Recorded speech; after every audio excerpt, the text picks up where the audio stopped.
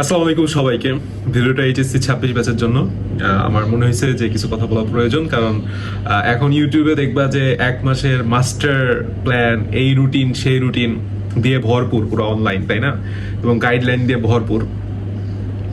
বিষয়টা হয়েছে ইন্টারমিডিয়েটে এক একজনের তো আসলে এক এক রকম রুটিন থাকে বা এক এক রকম টার্গেট থাকে। কোনো স্টুডেন্টের টার্গেট ধরো পাস করা, কারো মোটামুটি একটা নাম্বার 4 পয়েন্ট সামথিং পেলে হয়ে যায়, কারো আবার A+ পেলে হয়ে যায়, কেউ টার্গেট করতেছে আবার না টপ করতে হবে, খুব ভালো করতে হবে। তো আসলে এই প্রত্যেকটা ক্যাটাগরির জন্য আসলে আলাদা করে ক্যাটাগরাইজ করে রুটিন বানানোটা আমাদের জন্য খুব টাফ, কিংবা প্রত্যেকটা যারা রুটিন বানাইতেছে একটা অ্যাভারেজ রুটিন বানাচ্ছে, ঠিক আছে? লাস্ট এক মাসে বা লাস্ট 30 দিনে একজন এইচএসসি স্টুডেন্ট হিসেবে আমি কি করছিলাম বা আসলে কি করা উচিত, বা আমি তোমাদের জায়গায় হলে কি করতাম, সেটা একটু তোমাদের সাথে শেয়ার করি। Just that's it. তুমি তোমার এই আমার গল্প থেকে বা আমার এক্সপিরিয়েন্স থেকে তুমি তোমার জিনিসটা নিয়ে নিও। এক নাম্বার কথা হইতেছে, নতুন করে তো আর কিছু পড়ার নাই। আমি যখন আমি করোনা ব্যাচ হওয়ার পরেও আমি বললাম ফুল একদম এইচএসসি ফুল সিলেবাসের যে ব্যাচগুলো বলা হয়, সেই ফুল সিলেবাসের ব্যাচের লাস্ট ব্যাচ ছিলাম আমি, এইচএসসি 20 ব্যাচ। তো আমার সিলেবাস শেষ করতে এবং শেষ করে আমি যে রিভিশন দিতে, এটাও বললাম অনেক বেগ পাইতে হয়েছে আমাকে। আমি বললাম কন্টিনিউয়াসলি পড়ালেখা করছি, পড়ালেখা না করি নেই যে তা না, পড়ালেখা করার পরে বললাম বেগ পাইতে হয়েছে। সো এবং পরীক্ষার এক মাস আগে আমার মনে হইতেছিল যে ইস আরেকটু যদি পারতাম, মানে সময় পাইতাম, ইস আমি যদি ওই কাজটা আগে করতাম, অনেক কিছু আমার কাছে মনে হয়েছিল। But at the end of the day তোমাকে যেটা বুঝতে হবে যে এটা খুবই স্বাভাবিক, এটা খুবই স্বাভাবিক। ইভেন পরীক্ষা যদি আরো 2 মাস পিছিয়ে দেয়, তাহলেও পরীক্ষার আগের দিন মনে হবে ইস আর একদিন যদি সময় বেশি পাইতাম। সো এটা খুবই স্বাভাবিক বিষয়, এটা নিয়ে তুমি টেনসড হয়েও না। সবারই সিলেবাস বাকি বলতে গেলে, সবারই হয়তো বা ভাবতেছে যে ইস আরেকটু পড়তে পারলে ভালো হইতো, আরেকটু সময় পেতে পাইলে ভালো হইতো। তো সিলেবাসের কি অবস্থা না অবস্থা সেটা সবারই প্রায় বলতে গেলে মেন্টালি, মানসিক দিক থেকে প্রায় সবাই সেম হয়ে গেছে। কিন্তু সবাই সেম হলেও কিছু কিছু জিনিস সেম হবে না, যেটা অ্যাকচুয়ালি আমাকে অনেক হেল্প করছিল বাকি 10 জনের চাইতে আগায় রাখতে। সেটা কি, আমি মানে নিজের উপর কনফিডেন্স এবং বিশ্বাসটা বজায় রাখছিলাম লাস্ট এক মাসেও। আমাকে বাসার থেকে আম্মু অনেক জোর করছে, কোচিং এ যায় পরীক্ষা দাও, উদ্বাসী পরীক্ষা দাও, বিভিন্ন স্যারের, আমাদের তখন প্যাকেজ করাইতো, বিভিন্ন স্যারের ভর্তি করাইতেছে প্যাকেজে যাও। আমি আসলে খুব কনফিডেন্টলি আমি আমার উপর আস্থা রেখে, আল্লাহ তাআলার উপর আস্থা বিশ্বাস রেখে আমি নিজের মতো করে আগাই গেছিলাম। ভাই আমি এত স্যারদের সাথে আগাইতে পারবো না, কত কিছু করা যায়, বাংলা, ইংলিশ, আইসিটি এটার প্যাকেজ করো, আবার ফিজিক্স আছে, কেমিস্ট্রি আছে, বায়োলজি আছে, এত কিছু। আমি হাতে গোনা 3টা জায়গায় মানে শেষ পর্যন্ত একদম পড়ে গেছিলাম, বাকি সব আমি বাসায় নিজে নিজে করছিলাম। এবং এই শেষের এক মাস আসলে কোথাও দৌড়াদৌড়ির চাইতে আমি রিয়েলাইজ করছিলাম যে আমি নিজে পড়াটা বেটার। যে সমস্যাগুলো আইডেন্টিফাই করে আর একবার সহজ সহজ জিনিস, স্ট্যান্ডার্ড জিনিস, বোর্ড স্ট্যান্ডার্ড জিনিসগুলা রিভিশন দিতে পারলে এনাফ হয়ে যাবে। এবং আমি ঢাকা বোর্ডের স্টুডেন্ট, কিছু কিছু বোর্ডে আসলে বোর্ড ওয়াইজ এটা ভ্যারি করে, বললাম কুমিল্লা বোর্ড, চট্টগ্রাম বোর্ড, এই জায়গাগুলো বললাম ভ্যারি করবে। সো বোর্ড ওয়াইজ তোমাকে একটু প্রিপারেশন নিতে হবে। বোর্ড ওয়াইজ কোশ্চেনগুলো খুব ভালো করে আমি অ্যানালাইসিস করছিলাম যে কি টাইপের, কি প্যাটার্নের কোশ্চেন আসতেছে ঢাকা বোর্ডে বিগত বছরগুলোতে, এবং আমাদের সময় কি আসতে পারে। প্রশ্ন কঠিন হইলেও যেন আমি প্যাচ না খাই। কারণ একটা জিনিস মনে রাখবা, বোর্ড পরীক্ষার অ্যাডমিশন পরীক্ষার মধ্যে একটা তফাৎ আছে, সেটা হচ্ছে বোর্ড পরীক্ষা তোমাকে পাস করাইতে চায়। বোর্ড পরীক্ষা চায় তুমি ভালো রেজাল্ট করো, বোর্ডের পরীক্ষা প্রশ্নগুলো এমনভাবেই করা হয়, কিংবা বোর্ডের আসলে সিস্টেমটা এরকম যেন ম্যাক্সিমাম স্টুডেন্ট পাস করে। তবে হ্যাঁ, স্ট্যান্ডার্ড প্রশ্ন হচ্ছে এবং ইনশাল্লাহ এবারও হবে, যে প্লাস পাইতে গেলে তোমাকে পড়ালেখা করতে হবে। এক মাসের রুটিন ফলো করে এক মাস পরে তুমি মানে ভালো রেজাল্ট করতে পারবা না। বাট অনেকে অনেক পড়ছো, তুমি হয়তো বা খারাপ রেজাল্ট করে ফেলাইতে পারো যদি এক মাস, এই শেষের এক মাস রিভিশনটা তুমি না দাও।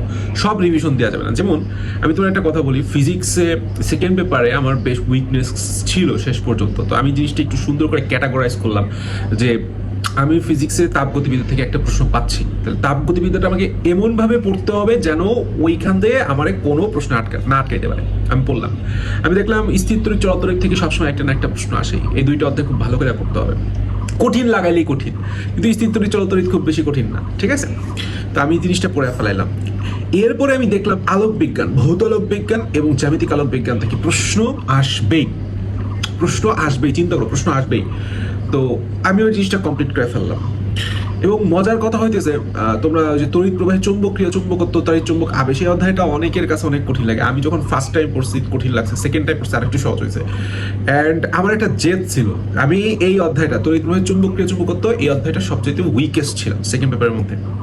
আমার একটা জেদ ছিল যে আমি আসলে এই অধ্যায়টা একদম প্রো হবে, এবং আমি হয়েছি আল্লাহর রহমতে। আমি ওইখান থেকে এমন কোনো প্রশ্ন নাই যে সলভ করিনি, কারণ এটার একটা আমি মনে করি যে আমার একটা বেশি ফ্যাসিলিটি দিয়েছে বইয়ের প্রশ্নগুলো সলভ করা, ফিজিক্সের বেলায় খুব খুব হেল্প করছে। তো আমি ওইটা সিলেক্ট করছিলাম না, যদিও যে আমি এখান থেকে যদি পেঁচায় প্রশ্ন আইসে যায় তাহলে আবার সমস্যা। আবার অনেক ক্ষেত্রে দেখবা যে বোর্ড প্রশ্নে ভুল দেওয়া শুরু করে দেয়, ঠিক আছে, অনেক প্রশ্নের উত্তর ভুল হয়েছে এর আগে। তো আমি সিলেক্ট করলাম হচ্ছে আধুনিক পদার্থবিজ্ঞান, আর ওদিক থেকে হচ্ছে সেমিকন্ডাক্টর।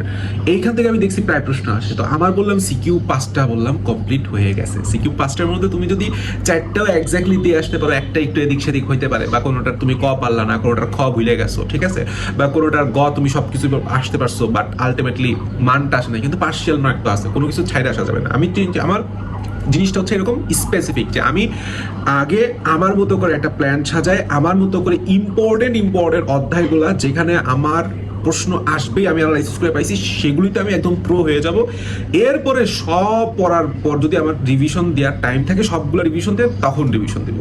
শেষ 1 মাসে তোমাদের জন্য, তোমাদের কাছে আমার অনুরোধ থাকবে যে সব পড়তে না যায়, প্রথমে তুমি একটু তোমার অ্যাবিলিটি এবং তোমার যে টার্গেট অনুযায়ী একটা গোল সেট করো, যে আমি এইভাবে পড়বো, এগুলি রিভিশন দিব। এরপরে তুমি এক্সট্রা টাইম পেলে বাকি জিনিসগুলো পড়ো। লাস্ট 1 মাসে আর একটা কাজ, সেটা হচ্ছে ম্যাথ। আমি যেহেতু মেডিকেলে পড়তেছি, ম্যাথ যে দুর্বল ছিলাম এরকম না, বাট ম্যাথ হইতেছে আমার কন্টিনিউয়াসলি রিভিশনের উপর রিভিশন রাখা লাগতো। মানে আমি হচ্ছে ম্যাথও মুখস্থ করা পাবলিক, ম্যাথ যে বুঝে করা লাগে, এই জিনিসটা আমি বিশ্বাস করি না, আজও বিশ্বাস করি না। আমার কাছে মনে হয়েছে যে ম্যাথ তোমার যদি মানে কিছু জিনিস তোমাকে মুখস্থ রাখতে হবে, এই লাইনটার পর ওই লাইনটা, বা এই ম্যাথটা যে ওইভাবে করতে হবে, ওই সূত্রে অ্যাপ্লাই করতে হবে, এই জিনিসগুলো তোমার মুখস্থ রাখতে হবে। তুমি যতই বুঝার ভাব করো, যত বড় আইনস্টাইন হয়ে যাও, পারবা না। সো দ্যাটস ইট, সূত্রগুলো বারবার মুখস্থ করার চেষ্টা করো। যে প্রশ্নগুলো বারবার আসছে, ভাই গ্যারান্টি বোর্ডে বিগত 10-15 বছরে যে প্রশ্নগুলো আসছে সেই প্রশ্নই আসবে, একটু ঘুরায় পেঁচায়। তুমি জাস্ট যদি সেই প্রশ্নগুলো একটু নতুনত্ব করে বুঝা তুমি একটু অ্যাপ্লাই করার অ্যাবিলিটিটা নিয়ে যাইতে পারো পরীক্ষার হলে, ইনশাআল্লাহ পরীক্ষার হলে তোমার মানে আটকাবে না, প্লাস কেউ মানে ঠেকাইতে পারবে না, ঠিক আছে। তো জিনিসটা এটাই যে সিলেবাস কখনোই শেষ হবে না ভাই, এটা তুমি মাথায় ধরে রাখো। তোমার এই মেন্টালিটি থেকে বেরোয় আসতে হবে যে আমার সিলেবাস শেষ করতে হবে, রাদার দ্যান তোমার পরীক্ষায় ভালো নাম্বার নিয়ে আসতে হবে। এটা গোল সেট করো, ক্যাটাগরাইজ করে সুন্দর করে আগে ইম্পর্টেন্ট চ্যাপ্টারগুলো ভালো করে শেষ করে দেন তুমি ফুল পড়ার দিক যাও, ঠিক আছে। যদি সময় পাও আলহামদুলিল্লাহ, সময় না পেলেও কোনো সমস্যা নাই। ম্যাথের বেলায় বারবার সূত্রগুলো অ্যাপ্লাই করো, ইম্পর্টেন্ট উদাহরণ থেকে শুরু করে বইতে যে প্রশ্ন দেওয়া থাকে, টেস্ট পেপার যেই প্রশ্নগুলো থাকে সেটা বারবার একই প্রশ্ন বোর্ড প্রশ্ন বারবার সলভ করো। স্পেশালি একটু ম্যাথের বেলায় এমসিকিউটার দিকে একটু নজর রাখো। এই কয়েকটা কাজ যদি লাস্ট 1 মাসে তুমি করতে পারো, আর আমি তো বাংলা ইংলিশ আইসিটির কথা বললাম না, ওগুলি তুমি টেস্ট পেপার সলভ করেই একটু অ্যানালাইটিক্যাল ওয়েতে আগাইতে হবে। সব তো তুমি পড়তে পারবে না, ইংলিশের সব পড়তে পারবে না, তোমাকে একটু রিস্ক নিয়ে সাজেশন ভিত্তিক পড়াশোনা করতেই হবে। সাজেশন আমার চাইতে আমি মনে করি তোমরা ভালো বুঝবা এবং ভালো পারবা তোমরা যদি টেস্ট পেপারটা ভালো করে অ্যানালাইসিস করো। অনেকবার বলছি টেস্ট পেপার অ্যানালাইসিস কথা, এটাকে বলছি, স্টিল না বলতেছি, অন্য কোনো সাজেশন দরকার নেই। তুমি টেস্ট পেপার অ্যানালাইসিস করে তুমি যে সাজেশন বানাবা, এইটা তোমার জন্য সবচেয়ে বেস্ট হবে, কারণ তুমি তোমার সবচেয়ে বেশি ভালো জানো। লাস্ট 1 মাসে পিসিবি অর্থাৎ ফিজিক্স কেমিস্ট্রি বায়োলজি, যেটা তো বললামই, ম্যাথ তো বললামই, আর ইংলিশ বাংলা আইসিটি বেলায় জাস্ট কোশ্চেন, বিগত বছরের কোশ্চেনগুলো অ্যানালাইসিস করে, টেস্ট পেপার অ্যানালাইসিস করে ওই জিনিসগুলা বই থেকে পড়ে ফেললেই হবে। Best of luck.